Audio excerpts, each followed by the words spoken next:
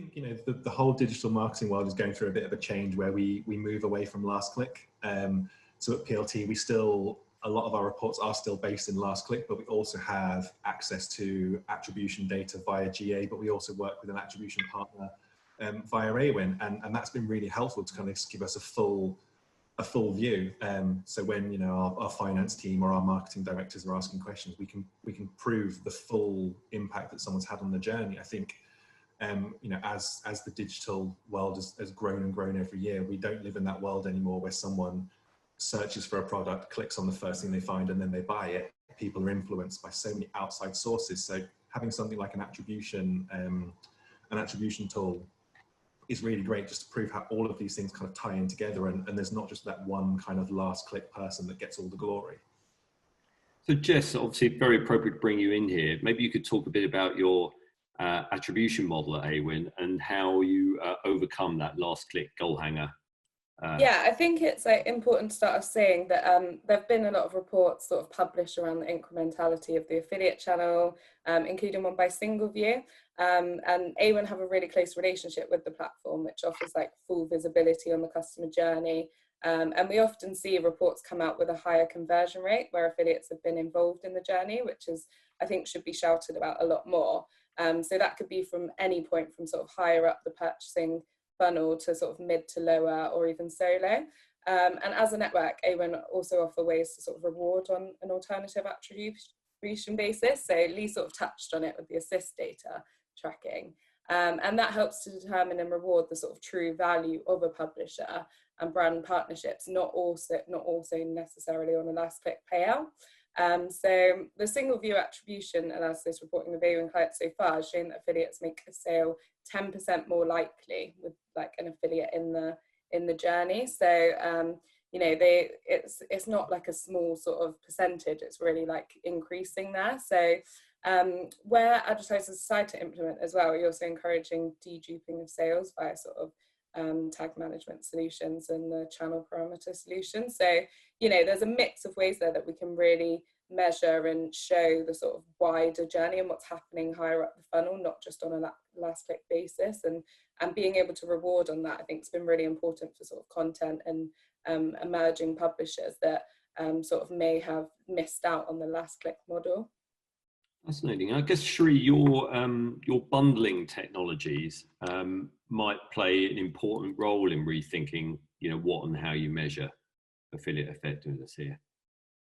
Yeah, so on the bundling point, so we're an on-site technology and we boost the AOV on a site because we took the concept very simply from Amazon, where they have something called frequently bought together. And it's used in the physical world all the time, and it's only used by Amazon, and 95% of retailers do it manually or don't do it at all. And that boosts revenue 10 to 15% entirely for the entire site revenue, which obviously means that all of the affiliate revenue also goes up 10 to 15%. And we've done multiple incrementality tests that proves it. So what we're trying to do is also operate through the affiliate channel. And through doing that, we become another means to boost the whole channel. And it's all very measurable because, you can measure it.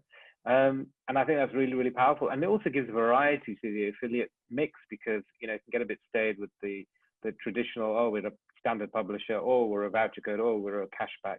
And I think that's important to give newness and innovation to the channel, which is what we're trying to power. Yeah. I think the point about all of this is proving the incrementality. We work with a lot of, and I think Lee hit it right. If you get it right, you can prove and unlock more budgets. And again, I think the problem is as Shri also highlighted before, is people seem to have this default Google thing. So our view is it's all about measurement and ensuring that you've got the right measurement in place to drive it forward. But it has to be part of the mix. It has to be. If you wind back 20 years ago, in marketing, you needed to see a brand from 5 times before you felt comfortable to be able to buy.